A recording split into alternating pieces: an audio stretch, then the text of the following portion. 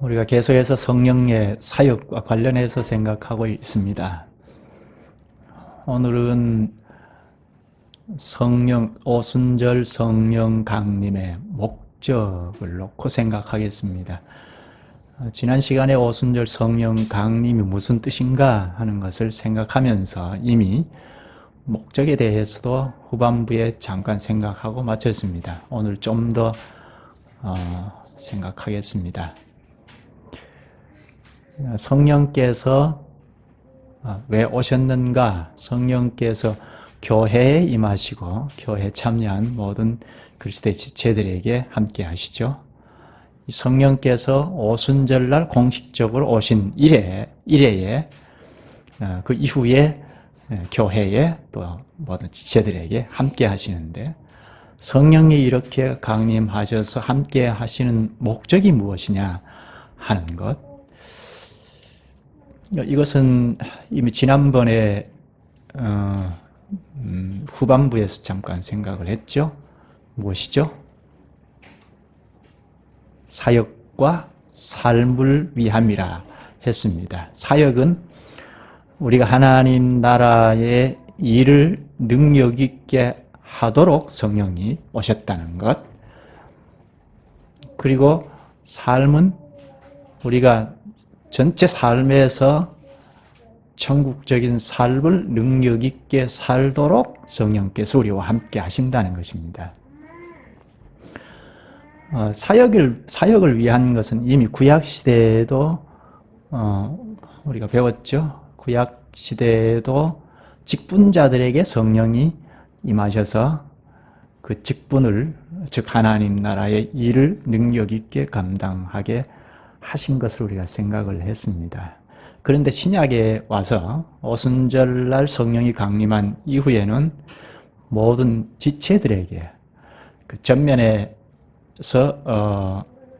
하나님 나라의 일을 하는 직분자뿐만 아니라 모든 그리스도의 지체들에게 성령이 함께 하셔서 하나님 나라의 일을 능력 있게 하도록 하신다는 것입니다. 이 점이 구약과 다릅니다.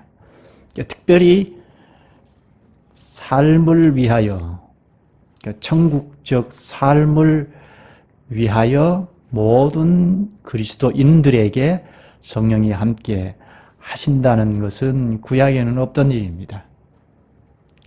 구약에는 없던 일이라 이것이 무엇인가?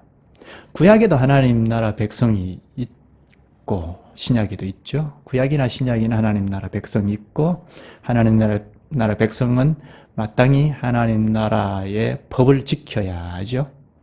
하나님께서 내신 율법을 지켜야 합니다.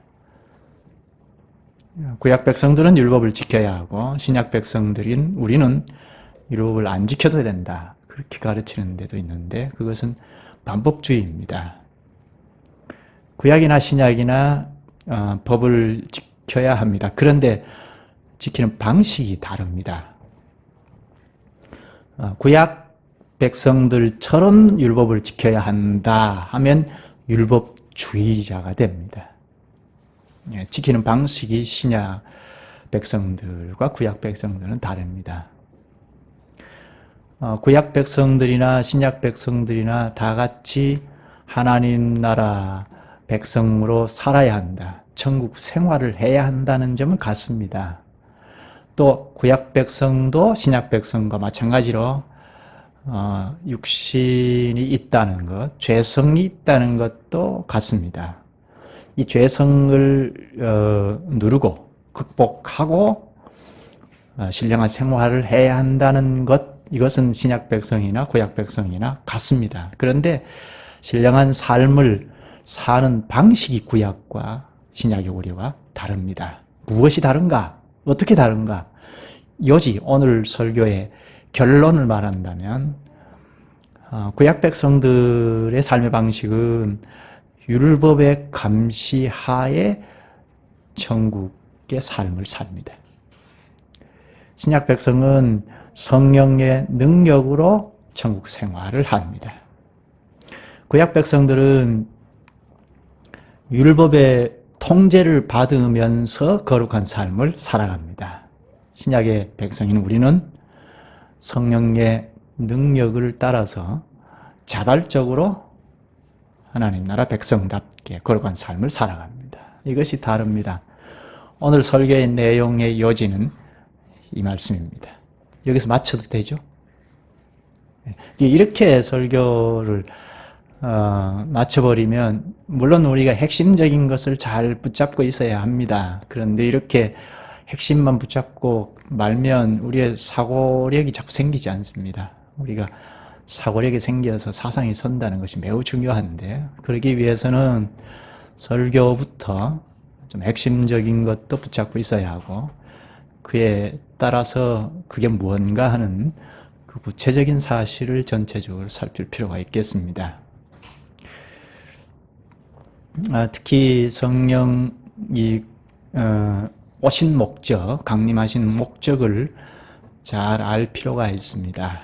그래야 우리가 율법주의에 빠지지 않고 또 반법주의에도 빠지지 않게 됩니다. 율법주의, 반법주의는 양극단인데요. 오순절 성령 강림이 있을 당시 유대인들은 율법주의에 깊이 빠져 있었죠.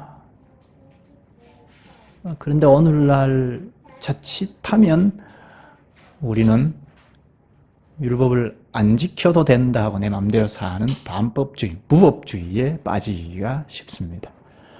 율법주의, 반법주의, 양극단에 빠지지 않고 벗어나서 균형을 딱 잡아서 바르게 신령한 생활을 하기 위해서는 성령 강림의 목적을 좀 더 구체적으로 살피는 것이 좋습니다. 앞에서 이야기했듯이 성령께서 강림하신 목적과 관련해서 삶의 방식이 다르다. 구약 백성들은 우리와 삶의 방식이 다르다 했는데 구약 백성들의 삶의 방식이 어떠했는가 하는 점 생각하죠? 어떻게 달랐는가? 이것은 하나님께서 백성들을 신약의 우리와는 달리 대하셨다는 겁니다. 경영 방식이 다르다는 겁니다. 첫째는 구약에는 율법으로 감시하여 살게 하셨다는 겁니다. 구약 백성들은 율법의 감시 아래에 있었습니다. 율법에는 복과 저주를 약속한 것이 붙어 있습니다. 복과 저주를 약속한 율법의 감시를 받아서 거룩한 생활을 하도록 했습니다. 복과 저주에 대한 약속, 이것은 신명기 28장에 잘 나타나 있습니다. 신명기 28장을 쭉 읽어보면 앞부분에는 율법의 말씀을 지켜 행하면 복을 주겠다는 약속을 하나님이 하십니다. 그것도 행복 물질을 제시해 주겠다고 하십니다. 창고에 쌀이 가득하게 해주겠다.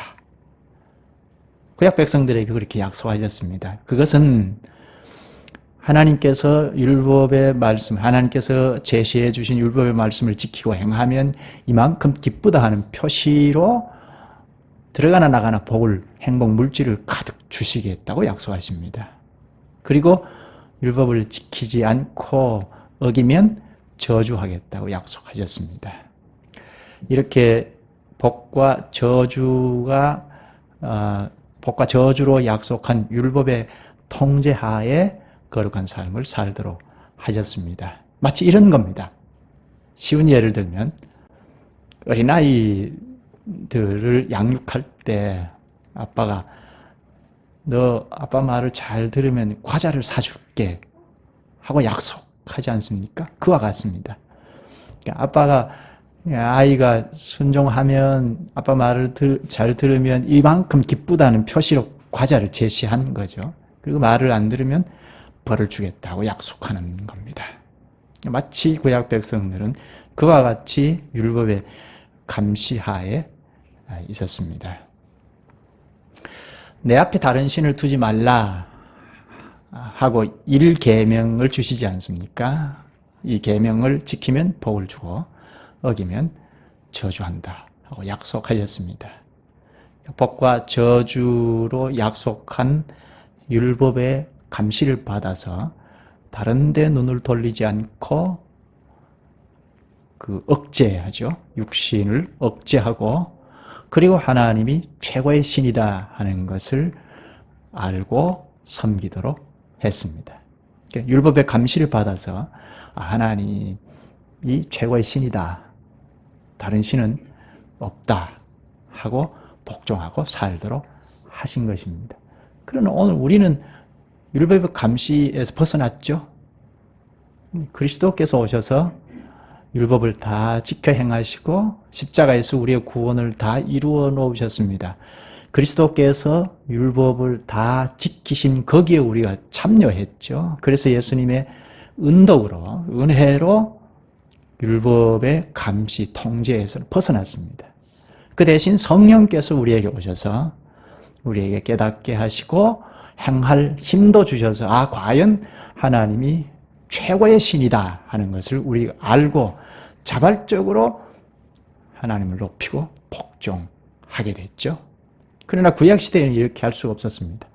성령께서 오시기 전이고 그리스도께서 오시기 전이기 때문에 자발적으로 하나님 최고의 신이다 섬겨라 이렇게 할 수 없었습니다.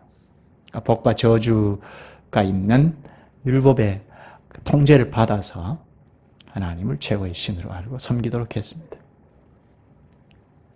그것이 구약시대의 백성들을 다스리는 방식이었습니다. 여기서 우리가 잠깐 하나 생각할 수 있는 것은 지금도 교회가 통제하고 감시하고 해서 뭘 세워간다면, 교회를 세워간다면 율법주의 교회이죠. 근데 이와 반대도 무서운 겁니다. 예수님께서 우리의 율법을 다 지키시고 우리의 구원을 다 이루어 놓으셨어. 그러니까 우리는 율법에서 완전히 벗어났고 여기까지는 좋아요. 좀 넘어섭니다. 율법 안 지켜도 된다 하고 내 마음대로 삽니다. 율법을 안 지키면 내 마음대로 살죠. 율법은 하나님께서 내신 법칙인데 그걸 무시해버리면 내 마음대로 살죠. 그렇게 나가면 반법주의, 무법주의 교회가 됩니다. 질서가 안 잡힙니다. 그렇게 되면. 이렇게 첫째, 구약 백성들은 율법의 감시하에 두셨다는 것, 그리고 둘째는 성막과 관련된 제도 하에 두셨다는 겁니다. 이것이 신약 백성들을 다스리는 것과는 완전히 다르죠. 성막과 관련된 제도 하에 두셨다. 성막은 예수 그리스도의 사진과 같은 거죠. 구약시대의 예수 그리스도가 오시기 전이니까 구약시대의 예수 그리스도가 성막, 성전이죠. 그러니까 마치 우리가 그리스도 안에서 벗어나면 안 되는 것처럼 성막 중심 생활에서 벗어나면 안 되었던 겁니다. 율법을 지키려면 성막 중심 생활을 해야 합니다. 오늘날 우리가 그리스도의 공효, 그리스도의 십자가의 효력 가운데서 살지 않고 벗어나면 신자의 생활이 안 되는 것처럼 구약에는 그 모형인 그리스도, 사진인 그리스도인 성막에서 벗어나서 살면 신자의 생활이 안 되었던 겁니다. 천국 생활을 하려면 성막과 관련된 제도를 지켜야 합니다. 우리가 그리스도 안에서 그리스도의 말씀을 지켜야 그리스도인답게 사는 것처럼 구약에는 성막과 관련된 여러 제도가 있습니다. 규례가 있습니다. 그것을 지켜 행하여야 신자답게 살 수가 있습니다. 레위기를 보면 여러 가지 제도, 규례를 잘 가르치고 있는데요. 레위기도 시내산 아래에 있을 때 가르친 것 아닙니까? 레위기 1장에서 10장까지는 제사법이 나옵니다. 예배법이 구체적으로 나옵니다. 그리고 11장에서 15장까지는 정결 규례에 대해서 아주 자세하게 가르치죠. 이 정결 규례를 잘 지켜 행해야 거룩한 삶을 살 수가 있습니다. 당시에는. 그리고 16장 그 이후에 23장이나 그 이후에 보면 절기들을 구체적으로 이모저모 가르칩니다. 구약 당시는 이렇게 성막과 관련된 여러 규례들을 지켜 행함으로 거룩한 삶을 살도록 하신 것입니다. 첫째, 복과 저주를 약속한 율법의 감시 아래에, 그리고 둘째, 성막의 제도와 규례를 지켜 행함으로 죄악성을 자꾸 억제하고 거룩한 삶을 살도록 하셨습니다. 왜 이렇게 하셨을까요? 왜 구약 백성은 삶의 방식이 오늘 신약 백성인 우리와 전혀 달랐을까요? 하나님께서 달리 대하신 것인데 경영 방식이 달랐다고 했죠? 경영 방식이 구약 백성들에게는 달리 하셨다는 건데 이것은 하나님께서 계시하신 것과 관계되고 그리고 구속의 역사와 관련이 되어 있습니다. 두 가지. 첫째, 계시하신 것과 관계되어 있습니다. 계시가 무엇이죠? 계시. 하나님이 어떤 분이고 어떤 일을 하신 건가? 이것을 알려주는 것이 계시죠. 계시는 하나님을 나타내 보이시는 것. 그게 계시입니다. 이걸 염두하고 계시는 하나님이 어떤 분이고 어떤 일을 하신 분인지를 알려주는 것이다 하는 것을 염두에 두고 그리고 계시의 목적이 뭡니까? 왜 이렇게 자신을 알리시죠? 우리를 구원하시기 위하여 택자들을 다 구원해내시기 위하여 자신을 알리십니다. 물론 하나님의 영광을 노래하고 찬송하도록 예배하도록 이게 궁극적인 목적이죠. 그러면 계시하실 때 하나님께서 어떻게 하시는 것이 옳을까요? 계시하실 때 계시를 받는 사람들, 하나님이 어떤 분이다 하는 것을 받는 사람들이 알아먹어야 하죠. 알아먹지도 못하는 계시면 하나만 하죠. 그래서 당시의 대상인 사람들이 쓰는 말을 사용하셨습니다. 하나님 어떤 분이시고 어떤 일을 하시는가 하는 것을 알리시기 위하여 당시의 사람들이 사용했던 말을 사용하셨습니다. 그리고 당시 사람들의 상황, 풍습, 또 혹은 제도, 생활 형편 등을 그대로 놓고 하나님 어떤 분인지를 계시하셨습니다. 그래서 성경에는 구약에는 특히 당시 사람들의 상황, 풍습, 제도, 문화, 생활 형편 등이 다 있죠. 그저 종교 경전을 내려주듯이 하지 않고 사람들이 알아먹도록 하시기 위하여 사람들이 당시에 쓰는 말로 나타내셨고 그리고 당시의 사람들의 형편, 상황, 풍습, 제도, 문화, 생활 형편 등을 놓고 거기에 하나님이 어떤 분인지 그 정신을 담아서 계시하셨습니다. 그 때문에 제도를 지켜라, 성막과 관련해서 규례를 지켜라, 법을 지켜라 하셨던 겁니다. 당시 실정에 맞게 하나님의 법을 주신 것입니다. 그래서 율법은 실정법입니다. 첫째, 알아먹도록 계시하시기 위하여 신약의 백성들과는 달리 대하셨다는 것. 둘째는 구속의 역사와 관련되어 있어서 신약 백성과는 달리 대하셨습니다. 구속의 역사와 관련되어 있다. 구속의 장본인이 누구죠? 예수 그리스도이죠. 예수 그리스도께서 오시기 전이잖아요, 구약은. 그러니까 구약의 사람들은 저 멀리 있는 구속주 그리스도를 바라볼 수밖에 없죠. 저 멀리 보니까 그저 희미하게 그림자를 보는 정도뿐입니다. 유일한 구원주는 예수 그리스도입니다. 구약이나 신약이나 모든 사람들에게 유일한 구원주, 중보자는 예수 그리스도뿐입니다.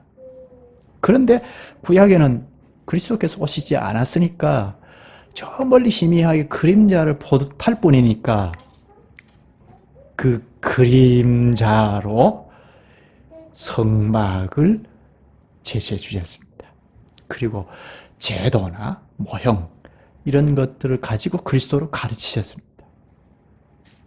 성막, 성전, 그와 관련된 여러 제도들, 이런 것들을 가지고 그리스도가 어떤 분인지를 가르치신 겁니다. 구속주를 가르쳐야 구원할 거 아닙니까? 그래서 여러 가지 성막 관련된 제도가 필요했던 겁니다.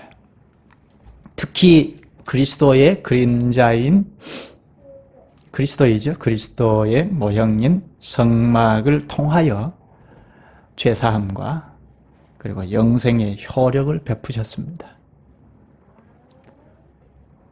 유일한 구속주가 그리스도이니까 구약에는 역사 위에 오시지 않았다는 말입니다. 그런데 저 멀리 오실 그리스도께서 십자가에서 단번에 피 흘려서 희생제사를 드려서 구속의 효력을 일으키셨잖아요. 그것을 하나님께서는 구약에 끌어당기셔서 성막에서 그리스도의 그림자와 같은 제사를 행할 때, 합당하게 행할 때 멀리 십자가의 효력을 끌어당기셔서 베푸셨던 겁니다. 그러니까 구약에도 그리스도를 믿음으로 그리스도의 십자가의 공로로 구원을 얻은 겁니다. 그건 하나님께서 능력으로 구속의 효력을 끌어당기셔서 구속의 효력을 베푸신 겁니다. 그래서 구원의 백성으로 살도록 하신 것입니다. 다만 단번에 완성된 그리스도의 구속의 은혜를 누릴 수 없기 때문에, 미래에 있는 일이니까 누릴 수 없기 때문에 매번 제사하도록 하셨고 매번 규례를 지켜 행하라고 하신 것입니다. 그래서 지금과 같이 그리스도 안에서 성령을 따라 행하라, 그렇게 말할 수 없었던 겁니다. 오히려 성막과 관련된 제도를 지켜 행하라 하셨습니다. 그 사람들에게는 합당한 대책이었습니다.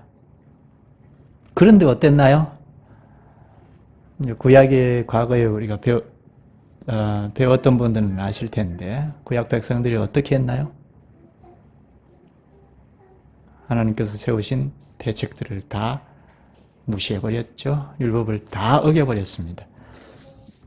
이스라엘 교회는 한마디로 실패의 역사입니다. 하나님께서 하신 합당한 대책도 다 의미가 없어져 버렸습니다. 무엇 때문입니까? 원인이 뭐죠?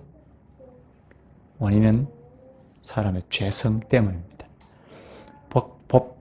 복과 저주로 약속된 율법의 감시로는 인간의 죄성을 해결할 수 없다. 근본적으로 해결할 수 없다는 것이 판명이 되었습니다. 성막을 중심하여 거룩한 삶을 살게 하신 제도와 정결, 규례도 인간의 죄성은 다 무시해버리고 지켜지지 않았습니다. 사람의 죄성이 얼마나 강력했던지 율법의 감시도 박차고 마구 쏟아져 나왔습니다. 죄사함과 정결, 규례를 통하여 천국 생활을 하게 하셨으나 그것까지도 무시하고 인간의 죄성은 마구 활기를 쳤습니다. 율법과 제도로는 인간의 죄성을 근본적으로 억제할 수 없다는 것이 이스라엘 역사에서 만천하에 공개되었습니다. 시편 51편을 보면 인간의 죄악성이 얼마나 강력한가 하는 것을 적나라하게 말합니다. 3절만 보면 내 죄가 항상 내 앞에 있나이다. 죄가 한시도 내 앞에서 떨어진 적이 없다고 합니다. 이게 인간의 본질입니다. 다윗이 범죄해서 기도한 거지만 이스라엘 공동체가 기도한 겁니다. 악한 본성이 인간에게서 떨어질 때가 없었다는 겁니다. 그래서 10절에 가면 하나님이여 내 속에 정한 마음을 창조하시고 내 안에 정직한 영을 새롭게 하소서 합니다. 마음을 새롭게 창조해 달라고 합니다. 새 창조이죠. 새 창조는 구약의 선지자들이 늘 약속했던 겁니다. 그리고 그리스도께서 오셔서 약속한 대로 오셔서 십자가에서 성취하셨습니다. 살려주는 신으로 부활하신 그리스도는 영원히 죽을 운명에 처한 인류를 재창조하실 토대를 마련하셨습니다. 그리고 성령으로 오셔서 우리 한 사람 한 사람에게 적용하셨습니다. 그래서 그리스도와 연합의 세례를 받은 자들은 새 창조된 사람들이죠. 이렇게 재창조하지 않으면 인간의 죄성을 지배하고 억제할 수 없습니다. 그리고 성령의 능력이 아니면 죄성을 지배하고 억제할 수 없습니다. 율법과 제도로는 죄성을 억제할 수 없습니다. 오직 성령의 사역으로 재창조되어야 하고, 그리고 성령의 인도를 따라야 죄악의 본성을 물리칠 수가 있습니다. 이게 우리에게 주는 해답입니다. 우리가 어떻게 살아야 하느냐 하는 문제, 성령의 인도를 따라야 우리에게 아직 있는 죄악의 본성을 물리칠 수 있다는 겁니다. 우리가 무슨 꼭 어떤 죄를 지어야 죄인인가요? 죄를 하나도 안 짓고 태어나서 살았다 하더라도 죄인이죠? 왜 그렇죠? 포도나무에서 포도 열매가 맺고 사과나무에서 사과 열매가 맺습니다. 그처럼 우리는 태어날 때 이미 죄인으로 태어났기 때문에 죄를 안 지어도 죄인입니다. 아담의 후손으로 와서 그렇죠. 이게 사람의 본질입니다. 우리 안에서는 하나님이 지지하실 만한 의가 나올 수 없습니다. 우리 마음에서 나오는 것은 다 악한 것, 하나님께서 진노하실 것만 나옵니다. 예수님께서 그렇게 가르치셨죠? 마태복음 15장 18, 19절입니다. 입에서 나오는 것들은 마음에서 나오나니 이것이야말로 사람을 더럽게 하느니라. 마음에서 나오는 것은 악한 생각과 살인과 간음과 음란과 도둑질과 거짓 증언과 비방이니. 물론 사람이 볼 때 이런 악만 나오는 것이 아니고 진리다, 참이다, 아름답다 하는 것이 섞여 있죠. 사람이 볼 때 섞여 있습니다. 그러나 하나님께서 인정할 수 없는 겁니다. 왜죠? 죄인에게서 나온 것이니까 선한 것처럼 포장이 되어 있을 뿐이기 때문입니다. 누구든지 재창조되지 않으면, 또한 성령의 인도가 아니면 죄악의 본성을 누르고 거룩한 삶을 살아갈 수가 없습니다. 옛 언약 체제에 한계가 있었습니다. 새 언약이 필요합니다. 그걸 오늘 서두에서 읽은 본문에서 잘 가르칩니다. 히브리서 8장을 한번 보시죠. 8장 6절부터 볼까요? 그러나 이제 그는 더 아름다운 직분을 얻으셨으니 그는 더 좋은 약속으로 세우신 더 좋은 언약의 중보자시라. 여기 직분을 비교하고 언약을 비교합니다. 그리스도의 대제사장 직분이 구약의 직분보다 훨씬 좋다고 하죠. 그리스도의 언약이 구약의 언약보다 훨씬 더 좋다고 합니다. 그 다음 7절, 저 첫 언약이 무흠하였더라면 둘째 것을 요구할 일이 없었으려니와. 여기 첫 언약, 둘째 것 합니다. 첫 언약은 옛 언약이죠. 시내산 언약입니다. 이스라엘 백성들이 출애굽한 후에 시내산 아래에 회집되었을 때 하나님께서 주신 언약입니다. 언약의 내용이 뭐죠? 언약의 내용은 출애굽기 20장부터 나오는 율법이죠. 언약의 핵심이 출애굽기 19장 4절에서 6절까지 내용인데 율법의 전문과 같은 겁니다. 그리고 언약의 내용으로 20장부터 쭉 내려주시죠. 여기 둘째 것은 새 언약입니다. 예수님께서 세우신 언약입니다. 그런데 여기 잘 보면 옛 언약이 무흠하였더라면, 옛 언약이 흠이 있다는 말이죠. 옛 언약이 흠이 있다. 언약의 내용이 율법이니까 그러면 하나님께서 주신 율법이 흠이 있는 건가? 하나님이 주신 건데 문제가 있을 까닭이 없죠. 그럼 무엇이 문제인가? 율법의 감시로 사람의 죄성을 억제하는 옛 언약 체제가 문제가 있었다는 겁니다.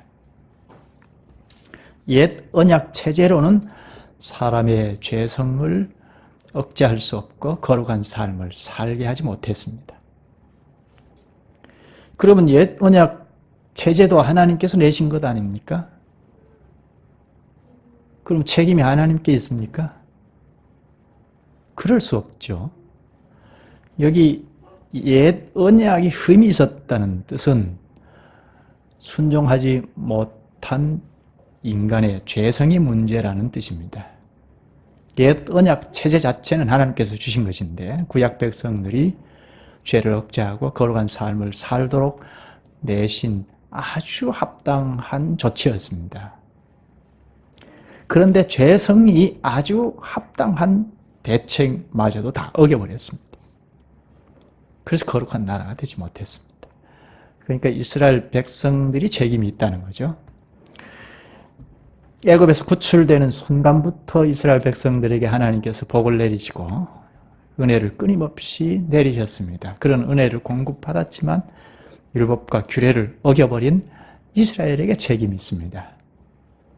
그래서 하나님께서 8절 끝에 보면 새 언약을 맺으리라 하죠.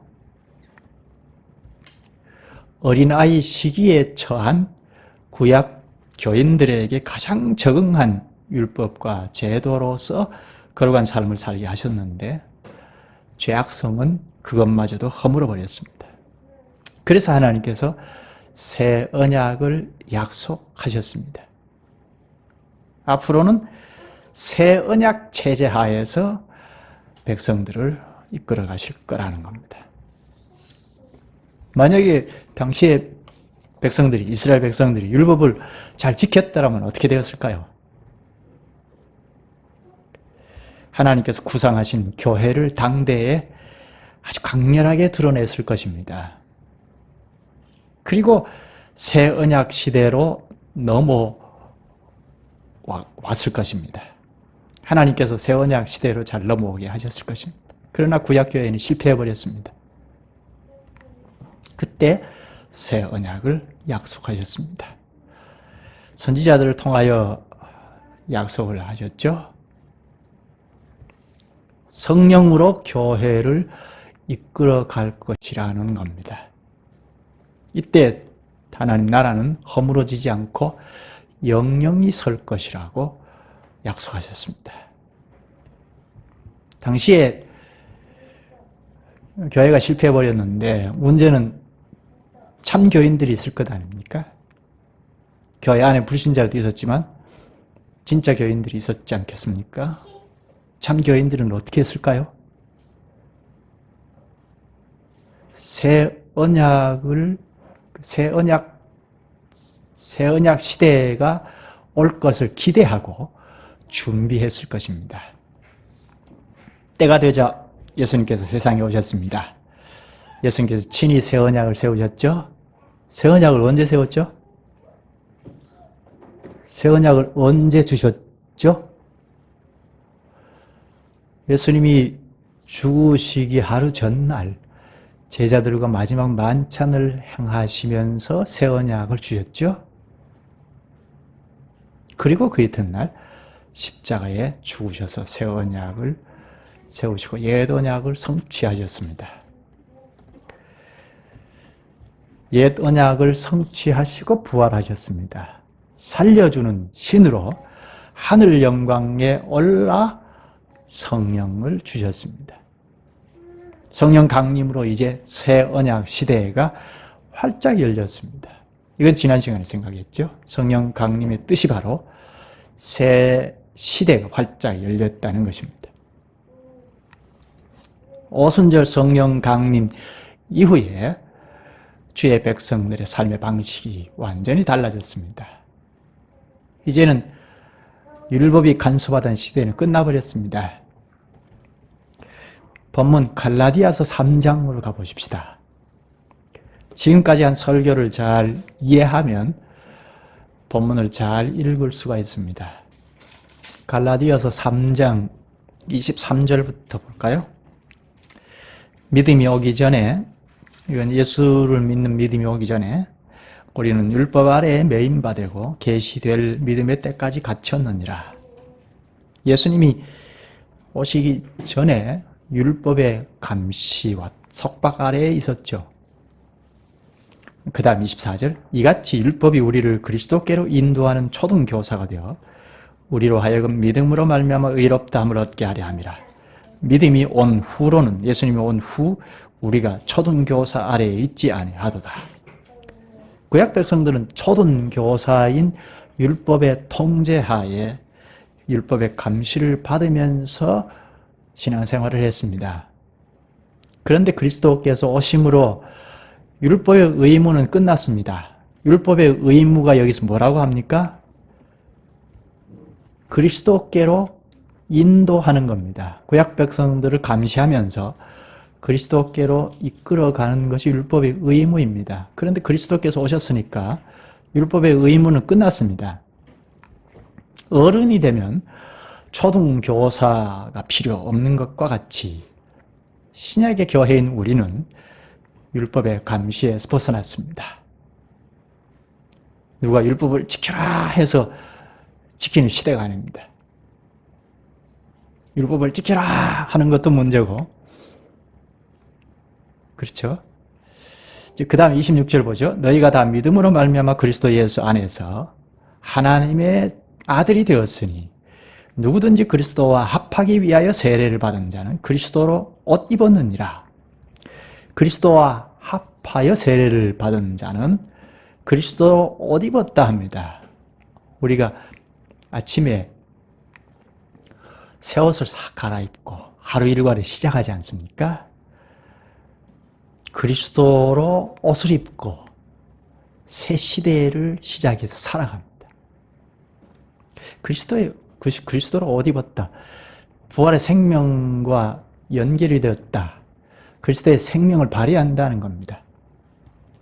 그리스도의 생명을 발휘하여 천국 생활을 하는 시대입니다. 사람은 본래 죄성 때문에 율법을 지킬 마음이 없습니다. 하나님의 말씀을 지킬 마음이 없습니다. 그리고 그런 힘도 없습니다. 그런데 성령을 주셔서 우리 마음에서부터 거룩한 소원을 두고 행하고자 합니다. 깨달음을 주시고 행할 수 있는 힘도 주십니다. 그래서 하나님의 법을 자발적으로 지킵니다. 그러니까 하나님께서 기쁨을 받으시죠. 영광을 받으시죠. 문제는 우리가 죄성을 따르느냐. 아직도 우리는 완전한 성화에 이르지 않았으니까 죄성이 있습니다. 딱 도사리고 있습니다. 그 죄성을 따르느냐 아니면 성령도 우리에게 주셨으니까 성령 하나님을 따르느냐. 여기에 관건이 참 신자로 신령하게 사느냐 그저 불신자처럼 사느냐에 달려 있습니다. 성령이 우리와 함께 하시니까 저절로 된다는 것은 이건 자동주의인데 이건 기계잖아요. 우리는 기계의 부속품이 아니잖아요. 저절로 되는 것이 아닙니다. 인격에 있는 우리는 우리가 반응을 어떻게 하느냐가 참 중요합니다. 갈라디아서 5장 16절에 너희는 성령을 따라 행하라. 그리하면 육체의 욕심을 이루지 아니하리라. 너희가 만일 성령의 인도하시는 바가 되면 율법 아래에 있지 아니하리라. 신약 교회인 우리는 성령의 인도를 따라 행하게 되었습니다. 성령의 인도를 따르면 신령한 생활을 하게 되어 있습니다. 그리스도의 생명을 발휘하기 때문에 하나님이 기뻐하시게 되어 있습니다. 하나님께서 지금은 성령을 따라야 신령한 삶을 살 수 있다는 대원칙 하에 두셨습니다. 신약 백성들은 성령을 따라 행하여야 육신을 능히 이겨 신령한 삶을 살 수 있다는 대원칙 아래에 두셨습니다.